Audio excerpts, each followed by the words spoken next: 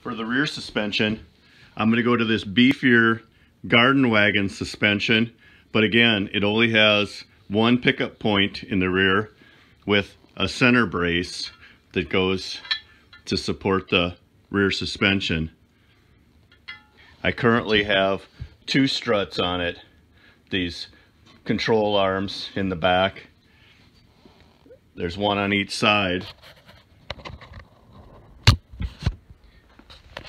So they're currently bolted in the back along the suspension assembly, and then the struts bolt on each side, where the new suspension will have just one pickup point in the center, which is the center of this wagon is flexible.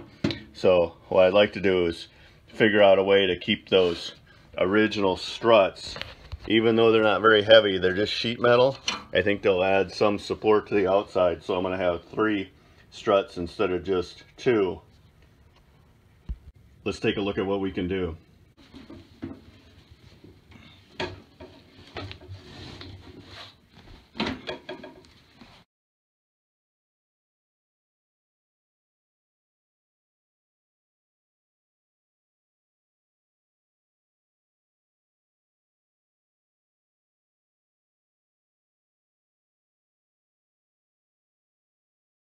Alright, so since I got the other one off, you can tell the difference in the weight is significant between the garden tractor and the little red wagon rear suspension.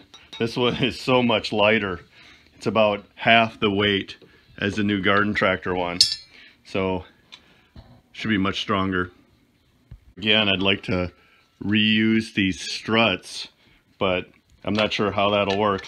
You know, it can't go here. This washer is welded on, so it needs to go to the inside here. If I could figure out a way to get it on the inside right there. I guess we could mount it to here with a bolt through here, or maybe even a bolt through here and use a big washer, fender washer on it here. But if you're going to do that, we might as well just remake the strut out of something else, a piece of flat bar or something. So we'll see. We'll keep thinking about it. The idea being as minimal amount of fabrication and work as possible. So far, all we've done in the front is drilled holes and added some new fasteners. Instead of going directly in line with the holes here, I'm pretty close. I could drill another hole here and make the support work without drilling any holes in the support. But then I'm awful close to this hole, so I'm here, and a fender washer may cover that up. But I'd rather go for more strength, so I think I'm going to offset it up here. I'm going to go forward about a ½ an inch and offset it just a little bit further forward.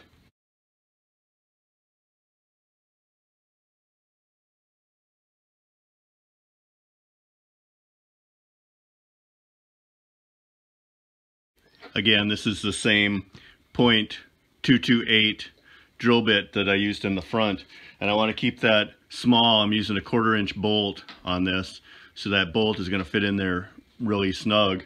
I want that to fit as tight as I can in the sheet metal, so I keep as much sheet metal as I can.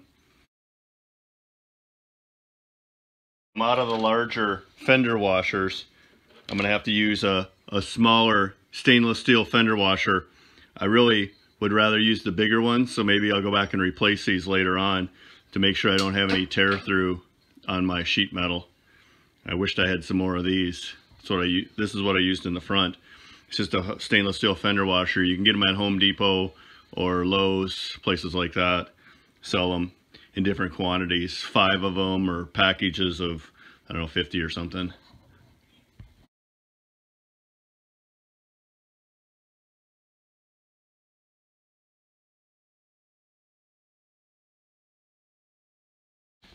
Okay, and just a 7/16 deep well socket, 7/16 combination wrench to tighten up those 1/4 inch nuts on those bolts.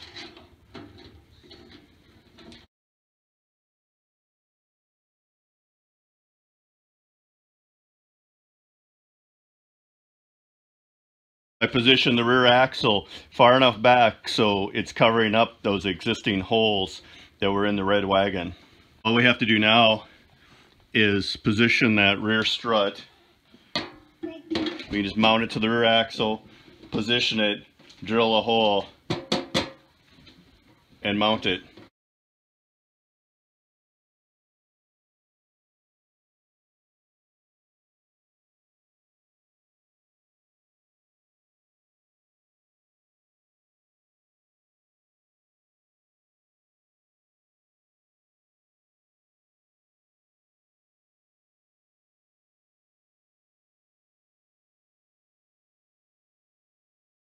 Honestly, I think that's pretty well done right there.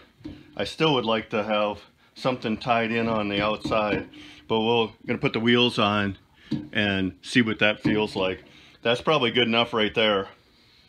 We'll see later if I want to make a strut that goes down here. I kind of also would like to replace this steering link with individual links and then the tie rod ends on it, but that probably honestly isn't absolutely necessary. With a washer in here and grease on it, it turns very easily.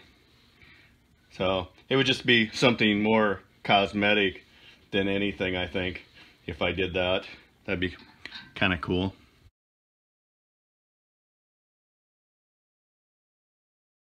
I'm putting just a regular flat washer on the outside on these axles and then using the standard nut that came with the garden trailer. That's the wagon back together.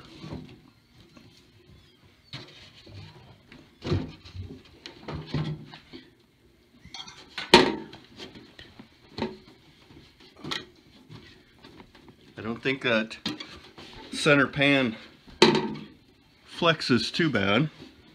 One last thing I wanted to do was use a heat gun and try to heat up this tongue protector here so I can move it up so where it hits the wagon,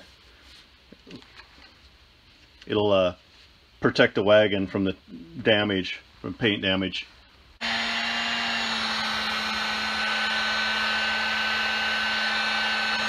Yeah, so I'm trying to gently heat it.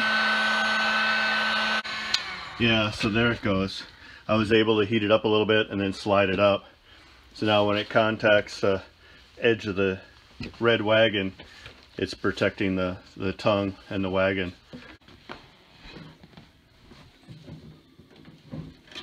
Okay, so I just weighed the wagon with both the front and rear suspension modifications. The wagon is now at 31.2 pounds or 14.15 kilograms. That's a weight increase of 6.8 pounds or 3.08 kilograms. I don't think that's significant. I think my wife can lift 31 pounds, but again, it's kind of an odd shape, so she might have a little bit of trouble. We'll see if she can put it in the back of the truck. If that is the case, then it's a success. I don't see a lot of deformation in the floor when I play with it. You know, the weak spot, the weak part of this design now, of course, is this middle of the pan is flexible somewhat. You know, it's got a heavier suspension, but it still doesn't have a frame under it. The advantage of this, though, is you can buy two wagons and have a much better wagon. That front suspension is so much better than that previous center steering suspension that was on this little red wagon. And of course, another great advantage is this new handle that's on the trailer. It's so much better. Having a little bit longer, and you're able to pull much more weight with this handle. And the tire isn't hitting the back of my foot anymore when I pull the trailer. So it's so much better. So I also want to do something with this wood on here. This Asian pine or balsa wood or whatever it is that they use really sucks. And of course I should have painted it. I've got greasy fingerprints on it already, but I want to do something different with that. I want to make it out of a hardwood or something. Watch for that video in the future. Maybe I'll post that online too if this video shows any interest. So that's the two modifications I still want to do. I want to do something with this wood, and I'd still like to do something cool with that steering link. Again, that takes this Bigfoot Panel Wagon from Harbor Freight and a steel mesh deck wagon or garden wagon and combines the two to give you a better front suspension, a stronger rear suspension, a wider track, and a much better handle. Well, that concludes the video. I hope that you found it useful, and if you did, please subscribe. Let me know in the comments.